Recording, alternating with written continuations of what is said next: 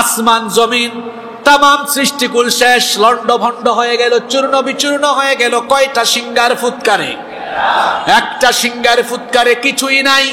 আসমান নাই, মহাশূন্য নাই, জমিন নাই, সাগর নাই, পর্বত নাই, গাছপালা নাই, উদ্ভিদ নাই, মানুষ নাই, প্রাণী নাই, জীবজন্তু নাই, কিছুই নাই, সবকিছু ফাঁকা।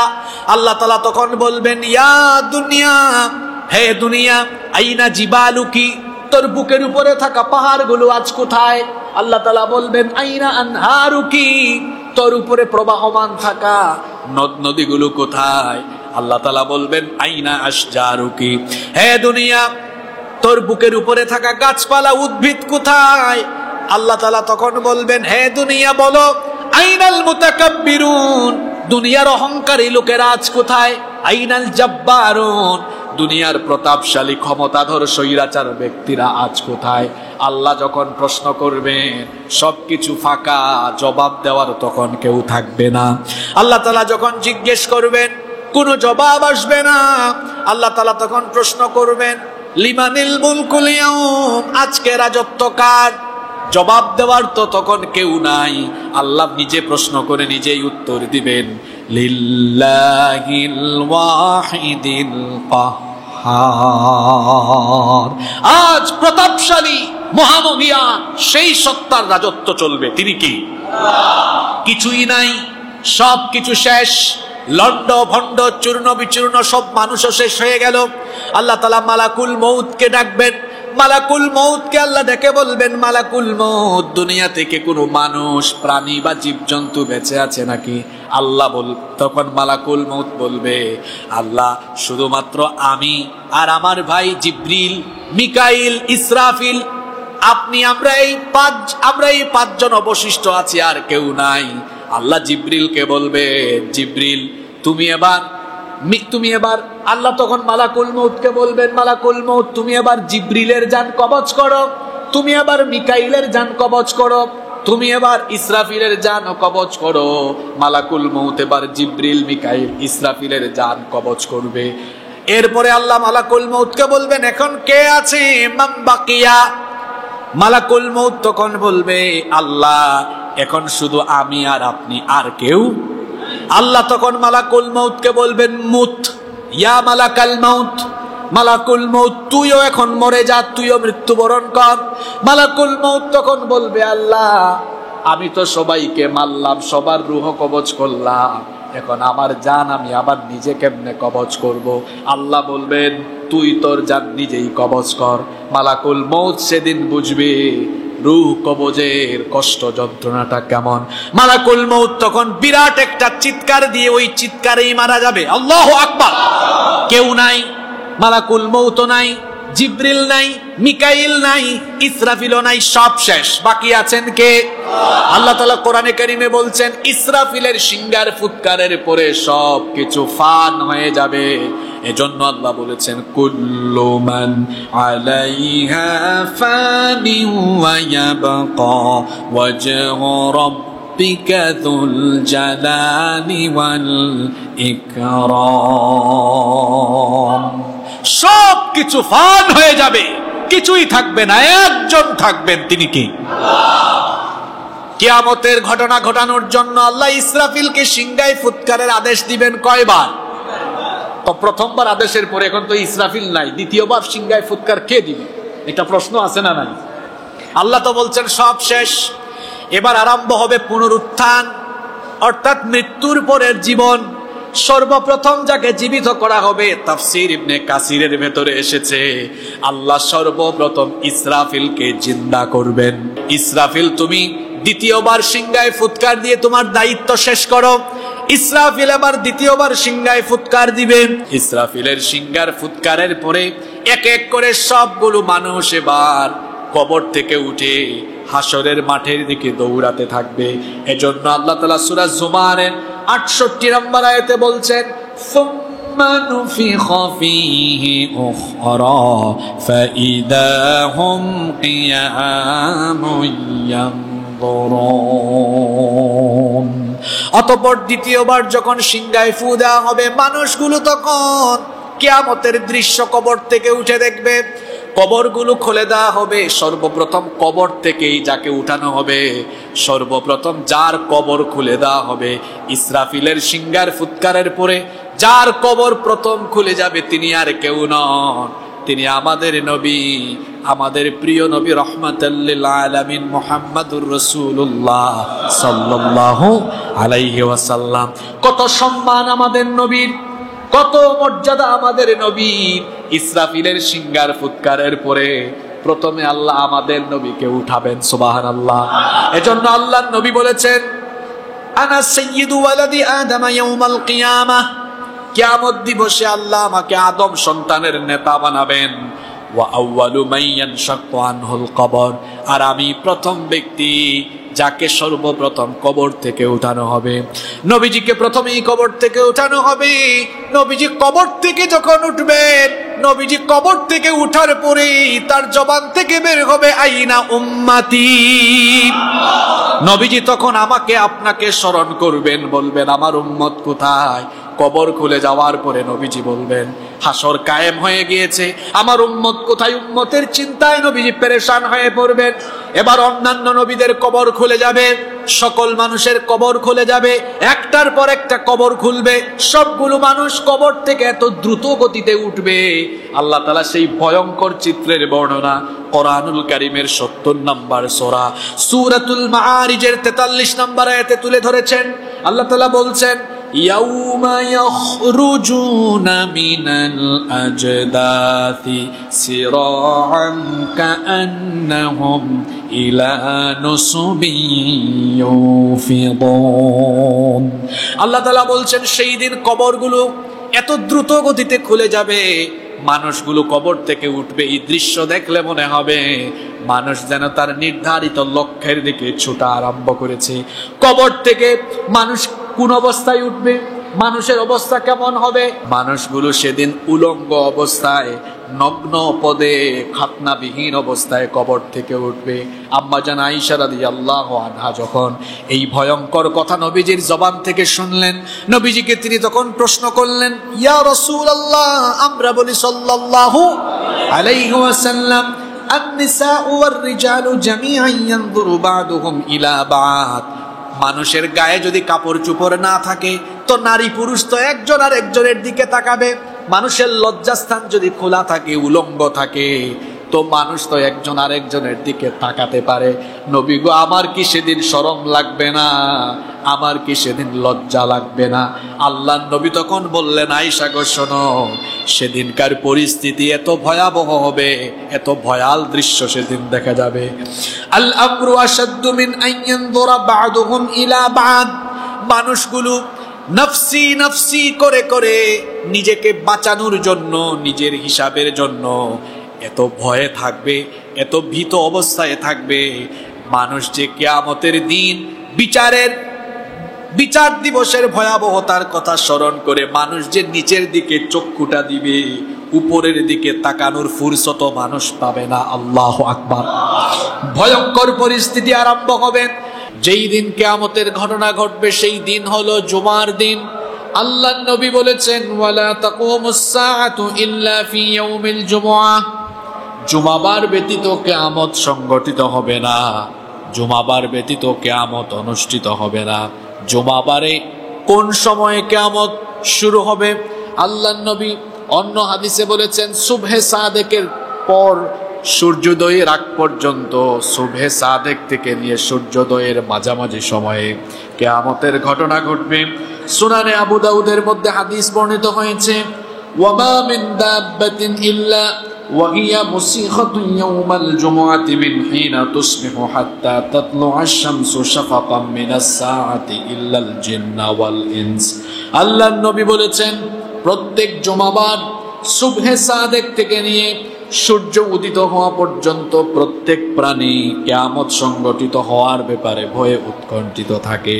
প্রত্যেক প্রাণীরা ভয়ে উৎকণ্ঠিত থাকে, না জানি এখন কিয়ামত হয়ে যায় কিনা। তাহলে হাদিস থেকে বোঝা গেল জুমাবারে সুবহে সাদেকের পরে সূর্যোদয়ের আগে কিয়ামতের ঘটনা ঘটবে। জুমাবারে কিয়ামতের ঘটনার উদ্বোধন কিভাবে হবে, কিভাবে কিয়ামতের ঘটনা আরম্ভ হবে? এবার আমরা সেই বর্ণনা কোরআন সুন্নাহর আলোকে জানবো। কিয়ামতের ঘটনার উদ্বোধন করার জন্য আল্লাহ তাআলা বিশেষ একজন ফেরেশতা বানিয়েছেন। সেই ফেরেশতার নাম হলো ইসরাফিল। সেই ফেরেশতাকে আল্লাহ তাআলা কিয়ামতের সিংহাধ্বনি দেওয়ার জন্য, সিংহা বাজানোর জন্য সৃষ্টি করেছেন। তাকে সৃষ্টি করার পর থেকে তিনি তার মুখের সামনে সিংহা নিয়ে অপেক্ষা করছেন কখন আল্লাহর তরফ থেকে আদেশ আসবে।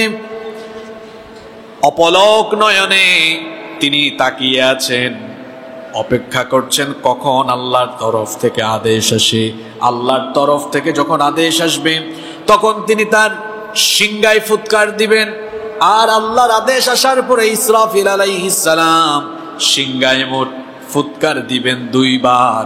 প্রথমবার তিনি যখন সিংহায় ফুৎকার দিবেন, প্রথম সিংহার ফুৎকারে সেই সময়ে পৃথিবীতে যত নিকৃষ্ট চরিত্রের লোকেরা বেঁচে থাকবে, সিংহার বিকট ধ্বনিতে তাদের কানের পর্দা ফেটে যাবে। কানের পর্দা ফেটে গিয়ে মানুষ বেহুশ হয়ে মারা যাবে। চিন্তা করুন তাহলে সেই সিংহার আওয়াজটা কত ভয়ঙ্কর হবে, যে সিংহার ফুৎকারে মানুষের কানের পর্দা ফেটে যাবে। কানের পর্দা ফেটে গিয়ে বেহুশ হয়ে সকল মানুষ এবং প্রাণীকুল মারা যাবে। আসমান জমিনে তখন এক ভয়ঙ্কর পরিস্থিতি আরম্ভ হয়ে যাবে। রব্বুল আলামিন কোরআনুল কারীমের 39 নম্বর সূরা সূরাতুজ জুমারের 68 নম্বর আয়াতে সেই চিত্র এভাবে তুলে ধরেছেন, ওয়া নুফিখা ফিস সূরি ফাসাইকা মান ফিস সামাওয়াতি ওয়া মান ফিল আরদি ইল্লা মান শাআল্লাহ। আল্লাহ তাআলা বলছেন, আর যখন সিংহায় ফুৎকার দেওয়া হবে, আসমান সমূহ আর জমিনে যারা আছে এক সিংহার ফুৎকারে কানের পর্দা ফেটে গিয়ে বেহুশ হয়ে মারা যাবে। বিভৎস এক পরিস্থিতি তখন বিরাজ করবে। শুধু কানের পর্দা ফাটবে না, এত বিকট আওয়াজ হবে আসমান জমিন একসাথে কেঁপে উঠবে। আল্লাহু আকবার। এমন এক বিকট ধ্বনি, চিন্তা করেন শুধু বাংলাদেশ কাঁপবে না, আসমান সমূহ কাঁপবে, জমিন কাঁপবে। এমন এক ভয়ঙ্কর কম্পন আরম্ভ হবে। সজোরে কম্পনের ফলে গোটা পৃথিবী লন্ড ভন্ড হয়ে যাবার উপক্রম হবে। আল্লাহ তাআলা কোরআনুল কারীমের 22 নম্বর সূরা সূরাতুল হাজ্জের প্রথম আয়াতে বলছেন, ইয়া আইয়ুহান নাসুত্তাকু রাব্বাকুম ইন্না যালযালাতাস সাআতি শাইউন আযীম। হে মানব জাতি, তোমরা তোমাদের সেই রবকে ভয় করো যেই রবের আদেশে কিয়ামতের দিন একটি ভয়ঙ্কর কম্পন আরম্ভ হবে, যে কম্পনের ফলে সবকিছু ভেঙে চুরে তছনছ হয়ে যাবে। আসমানের অবস্থা কি হবে শোনেন। আল্লাহ তাআলা বলছেন, এই বিকট আওয়াজে আসমান ফেটে যাবে, দীর্ণ বিদীর্ণ হয়ে যাবে। 7 আসমান একটার উপরে আরেকটা পড়ে যেতে থাকবে। কোরআনুল কারীমের 82 নম্বর সূরা সূরা ইনফিতারের প্রথম আয়াতে আল্লাহ বলেছেন, ইদাস সামাউন ফাতারাত ওয়া ইদাল কাওয়াকিবুন তাসারাত ওয়া ইদাল বিহারু ফুজ্জিরাত ওয়া ইদাল কুবুরু বুসিরাত। আল্লাহ বলেছেন, ইদাস সামাউন ফাতারাত, যখন আসমান দীর্ণ বিদীর্ণ হয়ে যাবে, আসমান যখন ফেটে যাবে। চিন্তা করুন, ইসরাফিলের সিংহার একটা ফুৎকারে সবগুলো আসমান ফেটে যাবে, চূর্ণ বিচূর্ণ হয়ে যাবে। অফিসের ফাইলপত্র টেবিলে খোলার পরে এরপরে যেমন ফাইলগুলো গুটিয়ে তাকের মধ্যে একটার উপর আরেকটা ফাইল রাখা হয়, বইয়ের তাকে যেমন বুক শেলফে যেমন একটা বইয়ের উপরে আরেকটা বই রাখা হয়, কিতাবের পৃষ্ঠার মতো আসমানগুলোকে আল্লাহ তাআলা গুটিয়ে ফেলবেন। আল্লাহ তাআলা কোরআনুল কারীমের 21 নম্বর সূরা সূরাতুল আম্বিয়া এর 104 নম্বর আয়াতে বলেছেন, ইয়াউমা নাতুমিস সামাআ কাতাইয়িস সিজিল্লি লিল কুতুব। কিতাবের পৃষ্ঠার মতো আসমানকে আল্লাহ গুটিয়ে ফেলবেন। আসমানে থাকা সূর্য, চন্দ্র নক্ষত্রগুলো কিভাবে ধ্বংস হয়ে যাবে শোনেন। যে সূর্যের আলো, যে সূর্যের তাপমাত্রায় আমরা কয়েকদিন ধরে দিশেহারা হয়ে আছি, এই সূর্যের কোনো আলো থাকবে না। ইসরাফিলের সিংহার ফুৎকারে সূর্য ফেটে যাবে, সূর্য আলোহীন হয়ে যাবে, সূর্য নিষ্প্রভ হয়ে যাবে। আল্লাহ তাআলা কোরআনুল কারীমের 81 নম্বর সূরা সূরাতুত তাকবীরের প্রথম আয়াত থেকে বলছেন, ইদাশ শামসু কুওয়িরাত ওয়া ইদান নুজুমু কাদারাত ওয়া ইদাল জিবালু সুয়িরাত। যখন সূর্য নিষ্প্রভ হয়ে যাবে, সূর্য আলোহীন হয়ে যাবে, চিন্তা করুন একটা সূর্য গোটা পৃথিবী আলোকিত করে। এই সূর্যের তাপমাত্রা হলো 1,40,00,000 সেন্টিগ্রেড। গত কয়েকদিন ধরে আপনারা পান মাত্র 48, 39, 40, 42, 43। সূর্য যদি তার পুরোটা দিয়ে দিত তাহলে তামাম দুনিয়া ধ্বংস হয়ে যেত। সূর্যের কাছে আছে 1,40,00,000 সেন্টিগ্রেড, কিন্তু আল্লাহ ওখান থেকে পাঠান মাত্র 40-42। এতে করেই আপনাদের অবস্থা খারাপ। এটা কেন পুরোটা আসতে পারে না? আল্লাহ কত দয়া করেছেন দেখেন। সূর্য হলো পৃথিবী থেকে 9,30,00,000 মাইল দূরে। 9,30,00,000 মাইল দূরের সূর্য সরাসরি দুনিয়াতে হিট করতে পারে না। আল্লাহ এজন্য আসমান সমূহে মহাশূন্যে বায়ুমণ্ডলীয় স্তর সৃষ্টি করেছেন। আজকের বিজ্ঞানও সেগুলো প্রমাণ করে খুঁজে পেয়েছে। স্ট্রাটোস্ফিয়ার, আইনোস্ফিয়ার, ম্যাগনেটোস্ফিয়ার, এক্সোস্ফিয়ার, এ ধরনের ফিল্টার আল্লাহ বায়ুমণ্ডলে সৃষ্টি করে রেখেছেন বলে সূর্যের আলো ওই বায়ুমণ্ডলীয় স্তর বা ফিল্টারগুলোতে পিউরিফাইং হয়ে ঠিক যতটা আলো হলে আমরা বেঁচে থাকবো, ততটা আলো বা টেম্পারেচার আল্লাহ আমাদের জন্য পাঠান। সুবহানাল্লাহ। ওই সূর্য কিয়ামতের সিংহার ফুৎকারে নিষ্প্রভ হয়ে যাবে, আলোহীন হয়ে যাবে, সবকিছু অন্ধকার হয়ে যাবে। চাঁদের অবস্থা কি হবে? আল্লাহ তাআলা চাঁদের কথা এবার বলছেন কোরআনুল কারীমের 75 নম্বর সূরা সূরাতুল কিয়ামাহের 6 নম্বর আয়াত থেকে আল্লাহ বলছেন, ইয়াসআলু আইয়ানা ইয়াউমুল কিয়ামাহ ফাইযা বারিকাল বাসারু ওয়া খাসাফাল কমারু ওয়া জুমিআশ শামসু ওয়াল কমার ইয়াকুলুল ইনসানু ইয়াওমাইযিন আইনাল মাফার।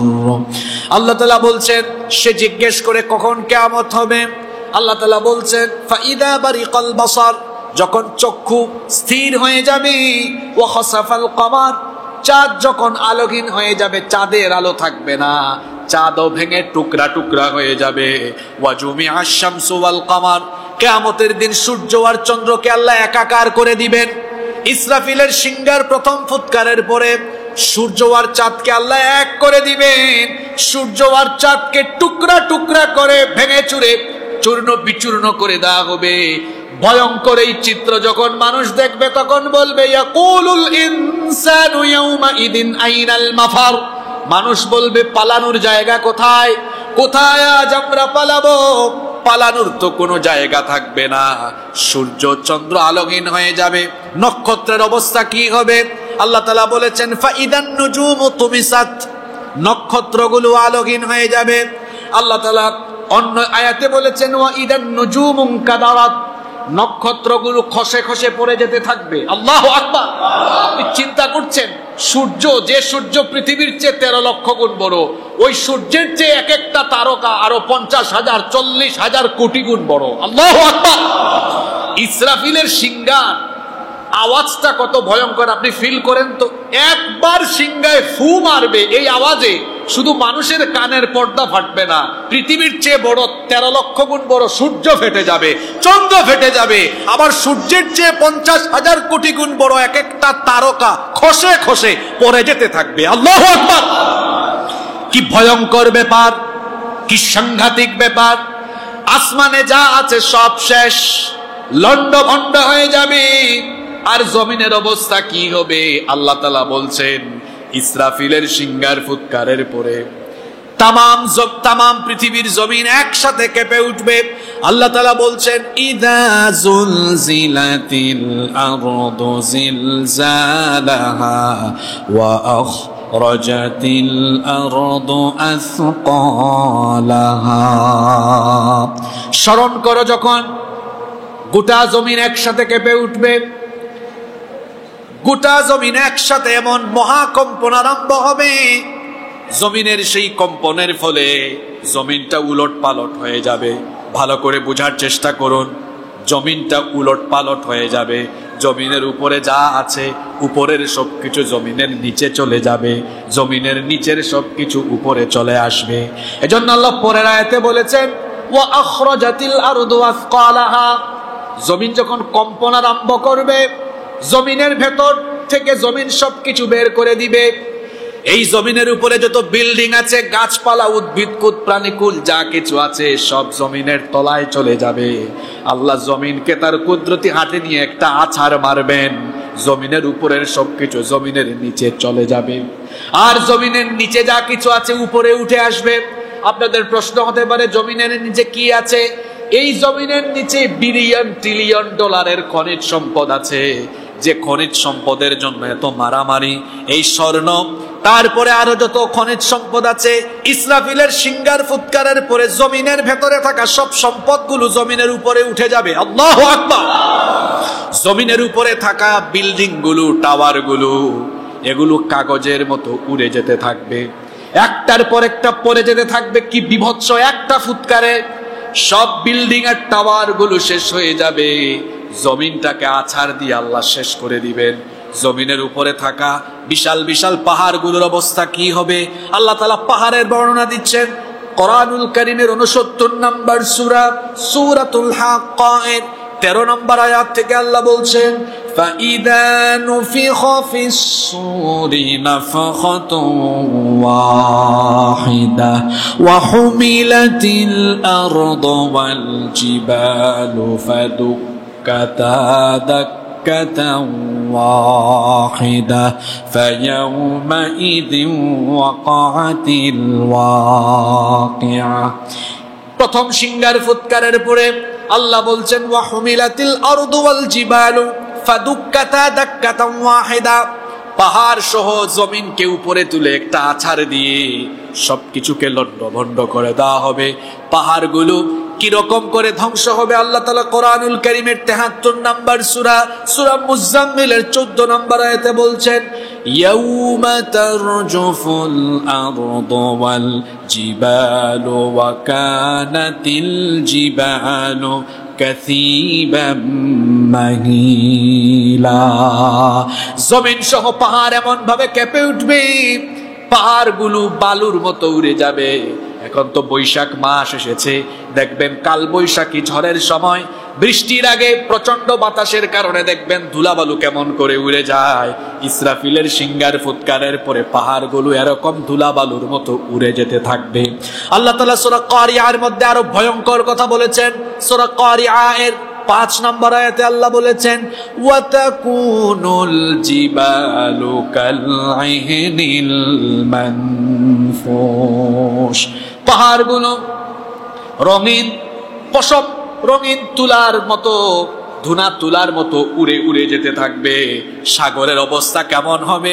বঙ্গোপসাগর, আটলান্টিক মহাসাগর, প্রশান্ত মহাসাগর, দুনিয়াতে যত সাগর মহাসাগর আছে সব সাগরকে একসাথে উত্তাল করে দেওয়া হবে। আল্লাহ তাআলা বলছেন ওয়া ইদাল বিহারু ফুজ্জিরাত। স্মরণ করো যখন সাগরকে উত্তাল করা হবে। মুফাসসিরিনে কেরাম আয়াতের ব্যাখ্যায় বলেছেন কি করে সাগরকে উত্তাল করে দেওয়া হবে। সাগরের নিচে বিশাল এক জগৎ আছে যেটা আমরা জানি না। সাগরের নিচে যত মৎস্যকুল, যত প্রাণী, যত কিছু আছে, যত উদ্ভিদ আছে, সবকিছু সহ সাগরের পানিকে আল্লাহ উত্তাল করে দিবেন। সাগর যখন উত্তাল হয়ে যাবে, অন্যদিকে ইসরাফিলের সিঙ্গার ফুৎকারের কারণে তখন সাগরের নিচের মাটি ফেটে যাবে। সাগরের সব পানি মাটির তলায় চলে যাবে। পানির মূল উপাদান অক্সিজেন আর হাইড্রোজেন যখন একসাথে মিলেমিশে একাকার হয়ে যাবে, সাগরের মধ্যে সেদিন আগুন ধরে যাবে। এজন্য আল্লাহ তাআলা বলেছেন সূরা তাকবীরের মধ্যে, ওয়া ইদাল বিহারু সুজ্জিরাত, কিয়ামতের দিন সাগরের মধ্যে আগুন লেগে যাবে, আগুন ধরে যাবে, সাগর উত্তাল হয়ে যাবে। এই রকম করে জমিনের উপরে থাকা সবকিছু, বিল্ডিং, টাওয়ার, গাছপালা, উদ্ভিদকুল, প্রাণীকুল, সাগর, মহাসাগর, পর্বতরাজি সবকিছু ভেঙে চুরে লন্ড ভন্ড চূর্ণ বিচূর্ণ হয়ে যাবে। গোটা জমিনকে আল্লাহ তাআলা ধ্বংস করে তার মুষ্টির ভেতরে নিয়ে নেবেন। এজন্য আল্লাহ তাআলা কোরআনুল কারীমের 39 নম্বর সূরা সূরাতুজ জুমারের 67 নম্বর আয়াতে বলেছেন, ওয়াল আরদু জামিআন ক্বাবদাতুহু ইয়াউমাল কিয়ামাতি ওয়াস সামাওয়াতু মাতওয়িয়াতুন বিয়ামিনিহি সুবহানাহু ওয়া তাআলা আম্মা ইউশরিকুন। আল্লাহ তাআলা বলছেন, তামাম পৃথিবীকে কিয়ামতের দিন আমি আমার মুষ্টিবদ্ধ করে ফেলবো। কি ভয়ঙ্কর ব্যাপার চিন্তা করুন। আল্লাহ তার কুদরতি মুষ্টির ভেতরে তামাম পৃথিবীকে নিয়ে ফেলবেন। এবং আল্লাহ বলছেন, ওয়াস সামাওয়াতু মাতওয়িয়াতুন বিয়ামিনিহি, আর আল্লাহর কুদরতি ডান হাতের মধ্যে গোটা আসমান সমূহকে আল্লাহ ভাঁজ করে নিয়ে ফেলবেন। আসমান জমিনকে আল্লাহ তাআলা তার মুষ্টির ভিতরে নিয়ে আছাড় দিয়ে লন্ড ভন্ড চূর্ণ বিচূর্ণ মেসাকার করে দিবেন। আল্লাহর জন্য এই কাজটা সহজ না কঠিন? আসমান জমিন তামাম সৃষ্টিকুল শেষ, লন্ড ভন্ড হয়ে গেল, চূর্ণ বিচূর্ণ হয়ে গেল। কয়টা সিঙ্গার ফুৎকারে? একটা সিঙ্গার ফুৎকারে কিছুই নাই। আসমান নাই, মহাশূন্য নাই, জমিন নাই, সাগর নাই, পর্বত নাই, গাছপালা নাই, উদ্ভিদ নাই, মানুষ নাই, প্রাণী নাই, জীবজন্তু নাই, কিছুই নাই, সবকিছু ফাঁকা। আল্লাহ তাআলা তখন বলবেন, ইয়া দুনিয়া, হে দুনিয়া, আইনা জিবালুকি, তোর বুকের উপরে থাকা পাহাড়গুলো আজ কোথায়? আল্লাহ তাআলা বলবেন, আইনা আনহারুকি, তোর উপরে প্রবাহমান থাকা নদ নদীগুলো কোথায়? আল্লাহ তাআলা বলবেন, আইনা আশজারুকি, হে দুনিয়া, তোর বুকের উপরে থাকা গাছপালা উদ্ভিদ কোথায়? আল্লাহ তাআলা তখন বলবেন, হে দুনিয়া বলো, আইনাল মুতাকাব্বিরুন, দুনিয়ার অহংকারী লোকেরা আজ কোথায়? আইনাল জাব্বারুন, দুনিয়ার প্রতাপশালী ক্ষমতাধর স্বৈরাচার ব্যক্তিরা আজ কোথায়? আল্লাহ যখন প্রশ্ন করবেন, সবকিছু ফাঁকা, জবাব দেওয়ার তখন কেউ থাকবে না। আল্লাহ তাআলা যখন জিজ্ঞেস করবেন, কোনো জবাব আসবে না। আল্লাহ তাআলা তখন প্রশ্ন করবেন, লিমানিল মুলকুল ইয়াউম, আজকে রাজত্ব কার? জবাব দেওয়ার তো তখন কেউ নাই। আল্লাহ নিজে প্রশ্ন করে নিজেই উত্তর দিবেন, লিল্লাহিল ওয়াহিদিল কাহ্হার। আজ প্রতাপশালী মহামহিয়ান সেই সত্তার রাজত্ব চলবে। তিনি কি? কিছুই নাই, সব কিছু শেষ, লন্ড ভন্ড চূর্ণ বিচূর্ণ, সব মানুষও শেষ হয়ে গেল। আল্লাহ তাআলা মালাকুল মউতকে ডাকবেন। মালাকুল মউতকে আল্লাহ ডেকে বলবেন, মালাকুল মউত, দুনিয়া থেকে কোনো মানুষ, প্রাণী বা জীবজন্তু বেঁচে আছে নাকি? আল্লাহ তখন মালাকুল মউত বলবে, আল্লাহ, শুধুমাত্র আমি আর আমার ভাই জিবরিল, মিকাইল, ইসরাফিল, আপনি, আমরা এই পাঁচজন অবশিষ্ট আছি, আর কেউ নাই। আল্লাহ জিবরিলকে বলবে, জিবরিল তুমি এবার আল্লাহ তখন মালাকুল মউতকে বলবেন, মালাকুল মউত তুমি এবার জিবরিলের জান কবজ করো, তুমি এবার মিকাইলের জান কবজ করো, তুমি এবার ইসরাফিলের জান কবজ করো। মালাকুল মউত এবার জিবরিল, মিকাইল, ইসরাফিলের জান কবজ করবে। এরপরে আল্লাহ মালাকুল মউতকে বলবেন, এখন কে আছে? মান বাকিয়া। মালাকুল মউত তখন বলবে, আল্লাহ, এখন শুধু আমি আর আপনি, আর কেউ?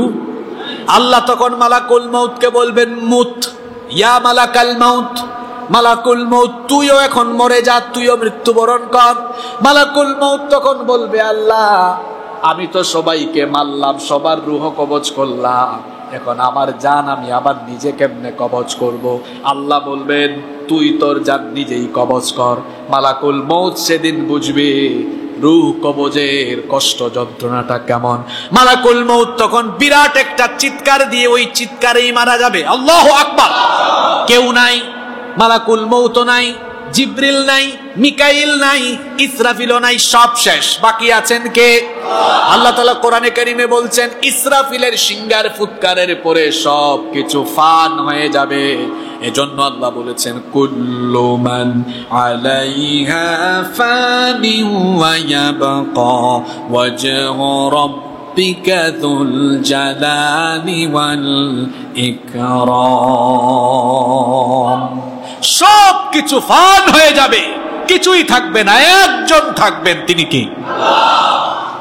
কিয়ামতের ঘটনা ঘটানোর জন্য আল্লাহ ইসরাফিলকে সিংহায় ফুৎকারের আদেশ দিবেন কয়বার? তো প্রথমবার আদেশের পরে এখন তো ইসরাফিল নাই, দ্বিতীয়বার সিংহায় ফুৎকার কে দিবে? এটা প্রশ্ন আছে না নাই? আল্লাহ তো বলছেন সব শেষ, এবার আরম্ভ হবে পুনরুত্থান, অর্থাৎ মৃত্যুর পরের জীবন। সর্বপ্রথম যাকে জীবিত করা হবে, তাফসীর ইবনে কাসিরের ভেতরে এসেছে আল্লাহ সর্বপ্রথম ইসরাফিলকে জিন্দা করবেন। কারণ ইসরাফিলকে প্রথম আল্লাহ এজন্য জিন্দা করবেন, ইসরাফিলকে জিন্দা করার পরে ইসরাফিল তার সিংহায় দ্বিতীয়বার ফুৎকার দিয়ে সে তার দায়িত্ব কমপ্লিট করবে। আল্লাহ তাআলা এবার সর্বপ্রথম ইসরাফিলকে জীবিত করবেন।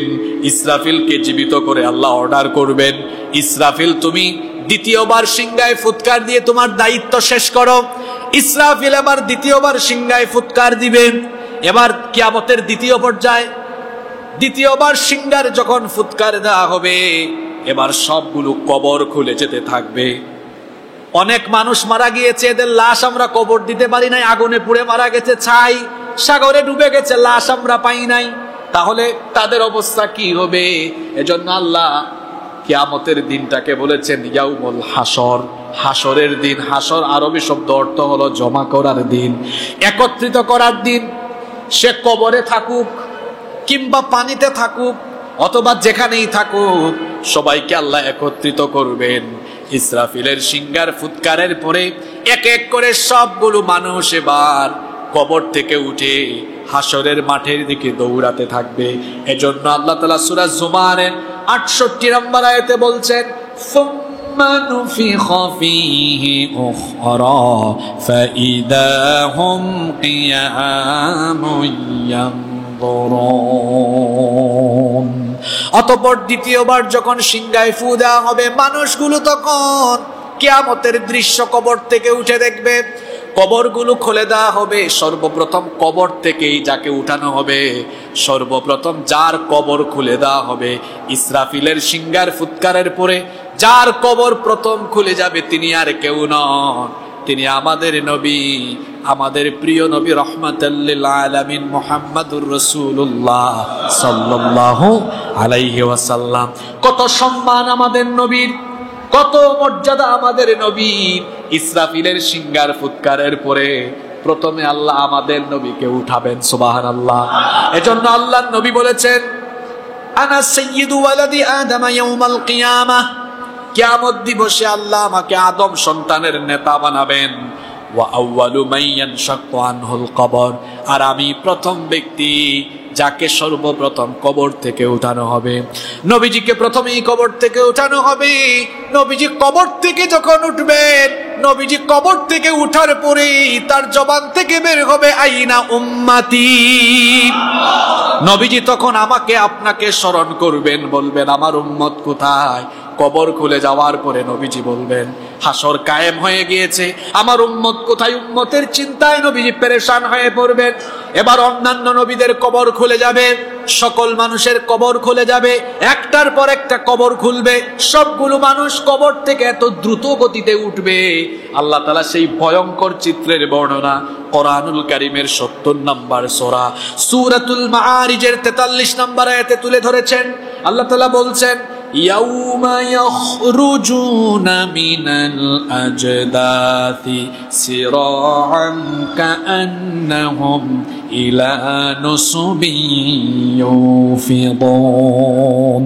আল্লাহ তাআলা বলছেন সেই দিন কবরগুলো এত দ্রুত গতিতে খুলে যাবে, মানুষগুলো কবর থেকে উঠবে। এই দৃশ্য দেখলে মনে হবে মানুষ যেন তার নির্ধারিত লক্ষ্যের দিকে ছোটা আরম্ভ করেছে। কবর থেকে মানুষ কোন অবস্থায় উঠবে, মানুষের অবস্থা কেমন হবে?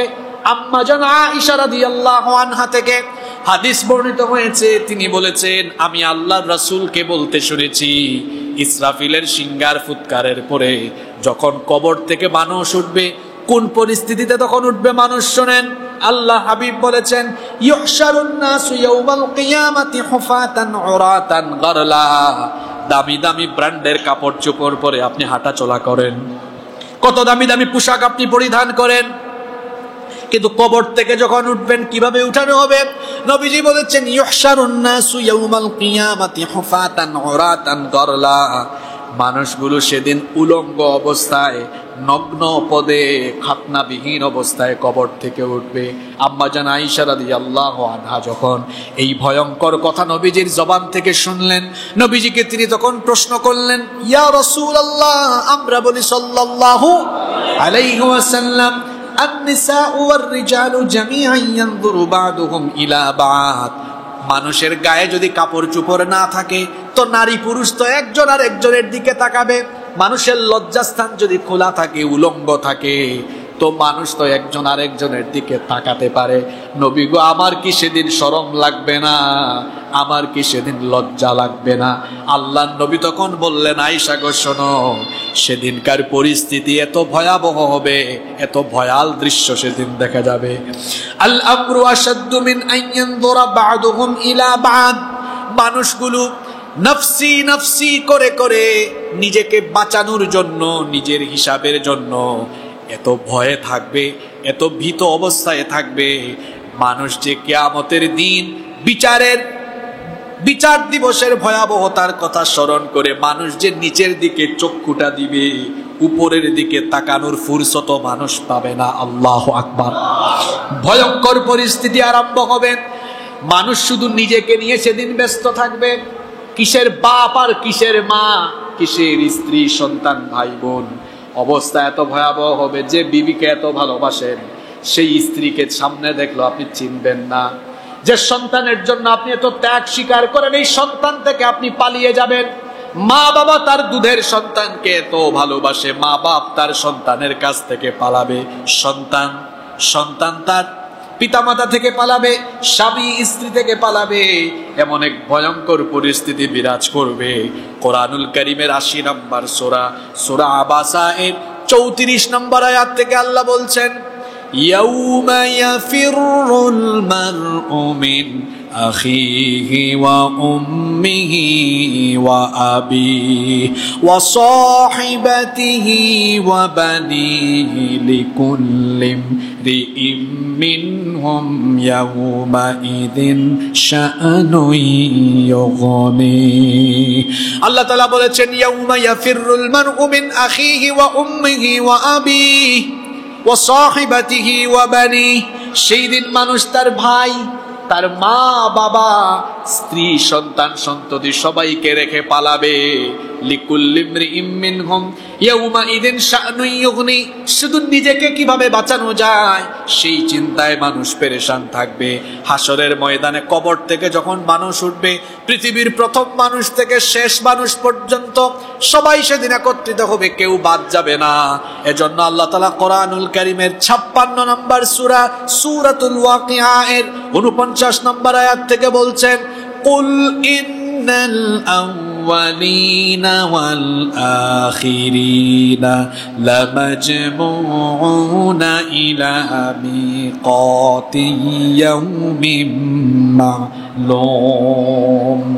আপনি বলুন, প্রথম থেকে শেষ, পূর্ববর্তী পরবর্তী সকলকে কিয়ামতের নির্ধারিত দিনে একত্রিত করা হবে, কেউ বাদ যাবে না। আল্লাহ তাআলা কোরআনুল কারীমের ১৮ নম্বর সূরাতুল কাহাফের ৪৭ নম্বর আয়াতে বলছেন, ওয়া হাশারনাহুম ফালাম নুগাদির মিনহুম আহাদা। সকলকে একত্রিত করা হবে, একজনও বাদ যাবে না। সবাই কবর থেকে উঠে হাসরের মাঠে গিয়ে জড়ো হবে। হাসরের দিন হবে ভয়ঙ্কর দিন। সেই দিনটা কত লম্বা হবে শুনেন। এখন তো দিন ১২ ঘন্টা ১৩ ঘন্টা, রাত ১১ ঘন্টা ১২ ঘন্টা এরকম। কিন্তু যেদিন আমরা ইসরাফিলের দ্বিতীয় সিংহার ফুৎকারের পরে হাসরের মাঠে উঠব, একটা দিন কত লম্বা হবে শুনেন, আল্লাহর নবী বলেছেন কানা মিকদারুহু 50 আলফ সানা, বিচার দিবস হবে 50,000 বছর লম্বা। আল্লাহু আকবার। 50,000 বছর মানুষ হাসরের ময়দানে অবস্থান করবে। 50,000 বছর মানুষ হাসরের মাঠে দাঁড়িয়ে থাকবে, পাগল হয়ে যাবে, দিশেহারা হয়ে যাবে, হয়রান হয়ে যাবে, বিভৎস অবস্থা। বড় বড় পয়গাম্বর, আমাদের নবী বাদে সকল নবীরা নাফসি নাফসি জিকির আরম্ভ করবেন। প্রত্যেকেই নিজেকে কিভাবে বাঁচানো যায় সেই চিন্তায় পেরেশান থাকবেন। হাসরের মাঠে যখন মানুষ উঠবে, কি ভয়ঙ্কর চিত্র সেদিন মানুষ দেখবে। উঠে দেখবে জমিনটা তামার মতো উত্তপ্ত, সূর্য সেদিন মানুষের মাথার একেবারে নিকটবর্তী হয়ে যাবে। সূর্যের প্রচন্ড তাপে গুনাহগারদের মাথার চান্দি সেদিন ফেটে যাবে। মাথার চান্দি ফেটে মগজগুলো উতরে গলে গলে গলে গলে পড়তে থাকবে। এই বিভৎস অবস্থা পৃথিবীর কোনো মানুষ তার জবানের ভাষা দিয়ে মানুষকে বোঝানো সম্ভব নয়। এটা কেবল আল্লাহই ভালো জানেন কত ভয়ঙ্কর হবে। আমি শুধু আপনাদেরকে সামান্য উপমা দেই, সামান্য একটা দৃষ্টান্ত দেই। চুলায় যখন ভাত গরম হয়, রান্না হয়, পানি গরম হয়ে গেলে চাল যেমন উতরাতে থাকে, ফুটতে থাকে, এর চেয়ে আরো ভয়ঙ্কর অবস্থায় সূর্যের প্রচন্ড হিটিং এর কারণে মাথার চান্দি ফেটে মগজগুলো উতরাতে আরম্ভ করবে।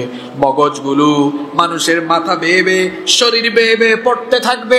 পিপাসার্ত হয়ে গিয়ে মানুষের জিহ্বাটা মুখের ভিতরে থাকবে না, জিহ্বাটা মুখের ভেতর থেকে বের হয়ে আসবে, নাভি পর্যন্ত ঝুলে থাকবে। এই রকম অবস্থায় মানুষ দিশেহারা হয়ে যাবে, পেরেশান হয়ে যাবে। লম্বা সময় দাঁড়াতে দাঁড়াতে মানুষগুলো যখন হয়রান হয়ে যাবে, বিচার যেন আল্লাহ শুরু করে দেন। এজন্য মানুষগুলো দৌড়ে যাবে পৃথিবীর প্রথম মানুষ, প্রথম নবী আমাদের বাবা আদম আলাইহিস সালামের কাছে গিয়ে মানুষগুলো বলবে, ওগো আদম নবী, তাড়াতাড়ি আল্লাহর কাছে আপনি আবেদন করুন। এত লম্বা সময় দাঁড়িয়ে থাকতে থাকতে হাসরের এই উত্তপ্ত মাঠে আমরা প্রায় পাগল হয়ে যাচ্ছি, হয়রান হয়ে যাচ্ছি। আল্লাহর কাছে আবেদন করেন, তিনি যেন বিচার আরম্ভ করেন। আদম নবী তখন বলবেন, বাবারা আমি পারবো না, কারণ আমি আল্লাহর একটি আদেশ অমান্য করে নিষিদ্ধ গাছের ফল ভক্ষণ করেছিলাম। জানি না আমার রব আজ আমার সঙ্গে কেমন আচরণ করেন। আমি তো নিজেই নাফসি নাফসি করছি, নিজেকে বাঁচানোর চিন্তায় পেরেশান আছি। আমার বাবারা, আমার ছেলেরা, আমি পারবো না, তোমরা চলে যাও আমার ছেলে নূহ এর কাছে, কারণ আমার ছেলে নূহকে আল্লাহ বড় ভালোবাসেন। সে যদি আবেদন করে হয়তো আল্লাহ বিচার আরম্ভ করতে পারেন। মানুষেরা যাবে নূহ আলাইহিস সালামের কাছে, যাকে সানি আদম বলা হয়। নূহ আলাইহিস সালাম তখন বলবেন, আমিও পারবো না, কারণ আমি আমার উম্মতের জন্য বদদুয়া করেছিলাম। জানি না আমার রব আজ আমার সাথে কেমন আচরণ করেন। আমি পারবো না, আমিও নাফসি নাফসি জিকির করছি, তোমরা চলে যাও মুসলিম মিল্লাতের জাতির পিতা আল্লাহর খলিল সাইয়েদনা ইব্রাহিম আলাইহিস সালামের কাছে। মানুষেরা ইব্রাহিম আলাইহিস সালামের মতো উলুল আজম এত বড় মাপের পয়গাম্বরের কাছে যখন যাবে, গিয়ে দেখবে ইব্রাহিম নবীর মতো এত বড় মাপের পয়গাম্বর তিনিও তার উম্মত ভুলে গিয়ে নাফসি নাফসি জিকির করছেন। ইব্রাহিম নবী বলবেন, বাবারা আমিও পারবো না, চলে যাও মুসা নবীর কাছে। মুসা নবীর মতো জলিল কদর পয়গাম্বরের কাছে গিয়ে মানুষ দেখবেন সেই নবীও সেদিন নাফসি নাফসি জিকির করছেন। মানুষেরা বলবে, ওগো আল্লাহর পয়গাম্বর মুসা, দুনিয়াতে থাকা অবস্থায় আপনি যখনই আল্লাহর সাথে কথা বলতে চেয়েছেন, আল্লাহ আপনার সাথে কথা বলেছেন। আজ আপনি আল্লাহর সাথে কথা বলুন, আল্লাহকে আবেদন করুন, তিনি যেন বিচারটা আরম্ভ করে দেন। মুসা নবী তখন বলবেন, আমার থাপ্পড় খায়া ফেরাউনের বংশের একজন দুনিয়া থেকে বিদায় হয়েছে, জানি না এই কারণে আজ আল্লাহ আমাকে ক্ষমা করেন কিনা, আমার সাথে আল্লাহ কিরূপ আচরণ করেন, আমি এই চিন্তায় আছি, আমি পারবো না। চলে যাও ঈসা রূহুল্লাহর কাছে। লোকেরা ঈসা ইবনে মারইয়ামের কাছে যখন আসবে, সাইয়েদনা ঈসা আলাইহিস সালাম বলবেন, আমিও পারবো না, কারণ খ্রিস্টানরা আমাকে আল্লাহর ছেলে বানিয়েছে, জানি না আজ আল্লাহ তাআলা এর জন্য আমার সাথে কেমন আচরণ করেন, আমিও পারবো না। এত জায়গায় ঘোরাঘুরি করো না, যেখানে গেলে কাজ হবে সেখানে যাও। ঈসা নবী বলবেন, চলে যাও আখেরি নবী, নবীদের নবী, নবীদের নবী, রাহমাতাল লিল আলামিন, যাকে আল্লাহ সবচেয়ে বেশি ভালোবাসেন, যাকে আল্লাহ সবচেয়ে বেশি মর্যাদা দিয়েছেন, চলে যাও আখেরি নবী মুহাম্মাদুর রাসূলুল্লাহ সাল্লাল্লাহু আলাইহি ওয়াসাল্লামের কাছে। লোকেরা আল্লাহর নবীর কাছে যাবে, আল্লাহর নবীকে খোঁজাখুঁজি আরম্ভ করবে। আল্লাহর নবীকে খুঁজতে খুঁজতে খুঁজতে খুঁজতে লোকেরা দেখবে আল্লাহর নবী আল্লাহ তাআলার আরশে আজিমের কাছে সাজদায় পড়ে উম্মতের জন্য সেখানে তিনি চোখের পানি ফেলছেন। সুবহানাল্লাহ। কি জাতের নবী? যেখানে আদম থেকে নিয়ে ঈসা আলাইহিমুস সালাম সব পয়গম্বর নিজের চিন্তায় পেরেশান, সেখানে আমার নবী কবর থেকে উঠে আল্লাহর আরশে আজিমের কাছে সাজদায় পড়ে তার চোখের পানি ছেড়ে দিয়ে তিনি সেখানেও বলবেন, আল্লাহ আজ হাসরের মাঠে আমার উম্মতের অবস্থা কি হবে? আইনা উম্মতি, আইনা উম্মতি, আল্লাহ আমার উম্মত কোথায়? আমার উম্মত কোথায়? আমাকে আমার উম্মত দেখাও, আমার উম্মতকে বাঁচানোর ব্যবস্থা করো। লোকেরা নবীজির কাছে যাবে, গিয়ে বলবে, ওগো আল্লাহর নবী, আপনি আল্লাহর কাছে আবেদন করুন, আমরা আর সহ্য করতে পারছি না, সূর্যের তাপে আমাদের অবস্থা খারাপ, পিপাসার্ত হয়েছি আমরা, আপনি আল্লাহর কাছে আবেদন করুন, তিনি যেন বিচার আরম্ভ করেন। আল্লাহর নবী তখন সাজদায় পড়ে গিয়ে আল্লাহর কাছে আবেদন করবেন, আল্লাহর রহমতের দরিয়ায় জোশ মারবেন। আল্লাহ তখন বলবেন, ও আমার হাবিব, আপনার চোখের পানি আমার সহ্য হয় না, সাল আপনি ইরফা রাসাহু, ইরফা, আপনার মাথা উঠান, আপনার মাথা উঠান, সাল, আমার কাছে চান, কি চাইবেন? তো যা চাইবেন আমি দিব। আর আপনি সাজদায় পড়ে গিয়ে উম্মত উম্মত বলে পেরেশান হয়ে আছেন। নবী, আপনার উম্মতের জন্য আপনার কোনো টেনশন নাই। আপনার যে উম্মতের অন্তরে সরিষার দানা পরিমাণও ঈমান আছে, যারা আপনাকে ভালোবেসেছে, অনুসরণ করেছে, আপনাকে আমি সুযোগ দিলাম তাদের জন্য সুপারিশ করে, আমার কাছে সুপারিশ করে তাদেরকে নিয়ে জান্নাতে চলে যান। আল্লাহর নবীর সুপারিশে বিচারের কাজ আরম্ভ হবে, বিচার আরম্ভ হবে। হাসরের ময়দানে আল্লাহ বিচার আরম্ভ করবেন। বিচারের মাঠে, হাসরের মাঠে পাপী তাপীদের অবস্থা কি হবে? তাদের কলিজাটা ভালো করে শুনেন, পাপী তাপীদের কলিজা কলিজার জায়গায় থাকবে না, কলিজাটা গলার কাছে চলে আসবে। কি ভয়ঙ্কর পরিস্থিতি আল্লাহ তাআলা কোরআনে কারিমে বলছেন। বিচারের দিনে পাপী তাপীদের কলিজাটা কলিজার জায়গা থেকে উঠে গলায় চলে আসবে। আল্লাহ তাআলা কোরআনুল কারীমের 40 নম্বর সূরা, সূরা গাফিরের 18 নম্বর আয়াতে বলেছেন, ওয়া আনযিরহুম ইয়াউমাল আজিফাতি ইযিল কুলুবু লাদাল হানাজিরি কাযিমিন মালিয الظالمين من حميم ولا شفيع يطاع। আল্লাহ তাআলা বলেছেন, ও নবী, আপনি মানুষদেরকে ওই দিনের ব্যাপারে সতর্ক করুন, যেই বিচারের দিনে, বিচারের ভয়ে, হিসাবের ভয়ে মানুষের কলিজাটা উপরের দিকে উঠে গলা পর্যন্ত চলে আসবে। পাপী তাপীদের অন্তর কেঁপে উঠবে, দৃষ্টিনত হয়ে যাবে।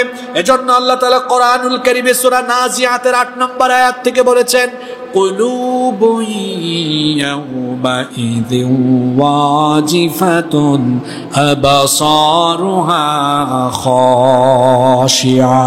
সেদিন তাদের অন্তর কেঁপে উঠবে, কলিজা কেঁপে উঠবে, দৃষ্টিনত হয়ে যাবে।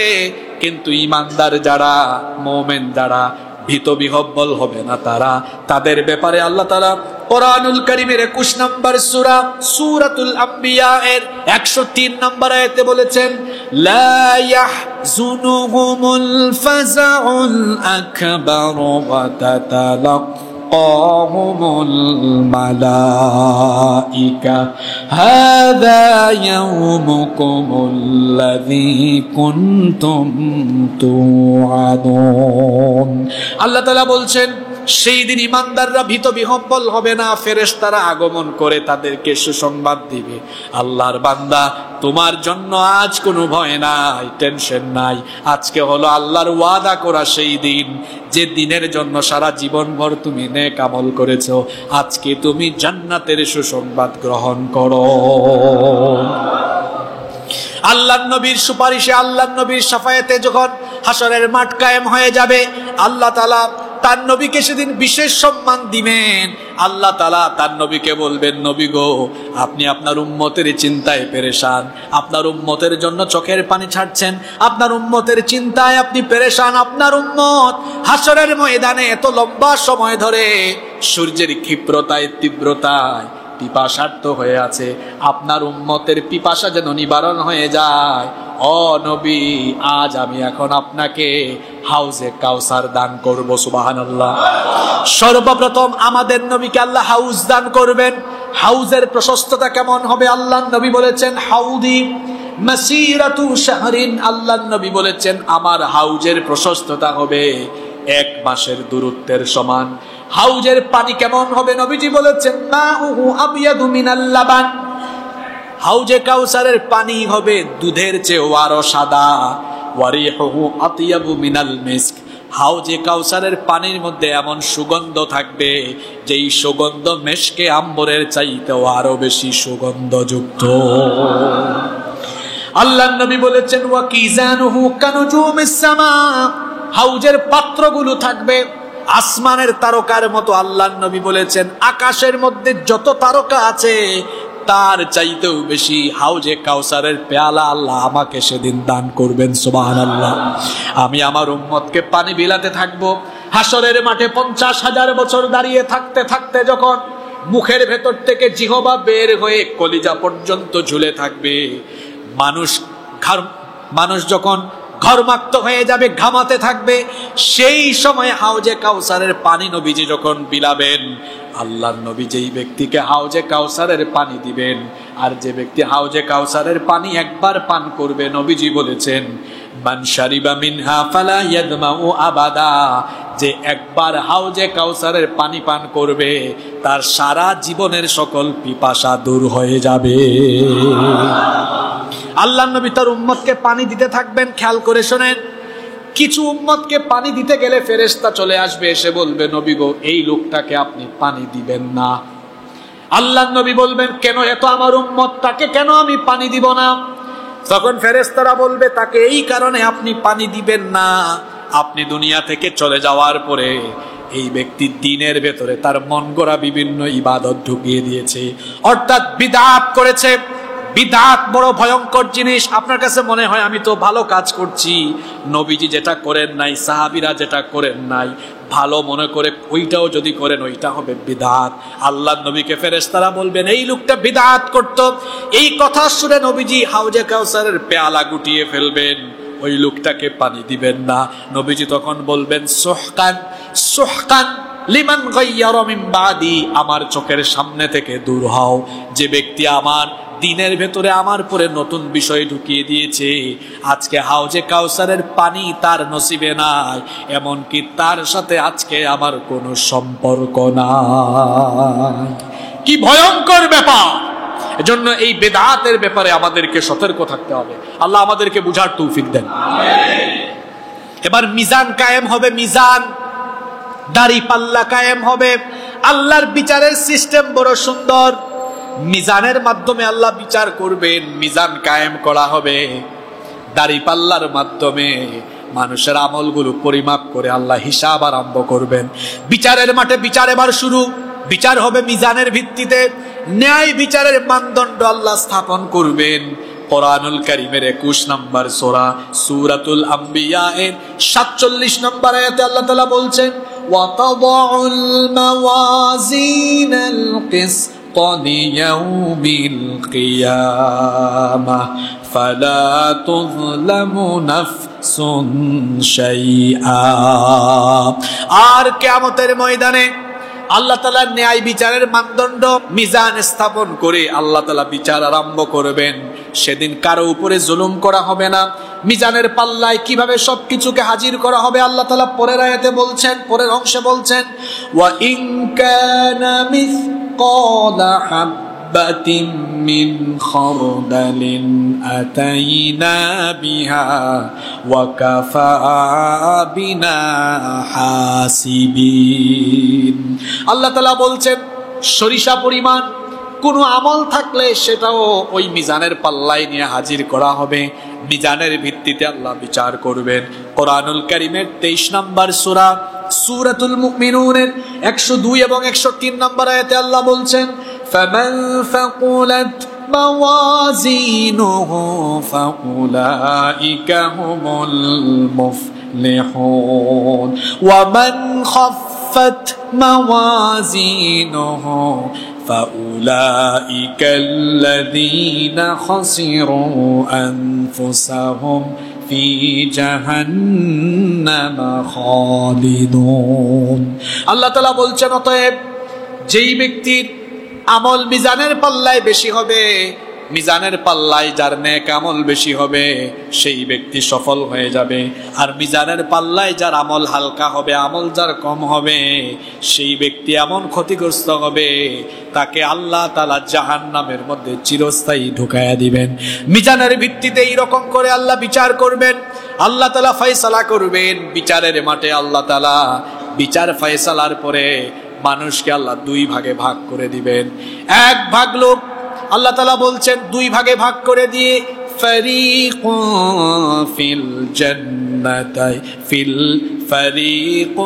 ফিল জান্নাতি ওয়া ফারিকুন ফিস সাঈর। একদল হবে জান্নাতি আর একদল হবে জাহান্নামী।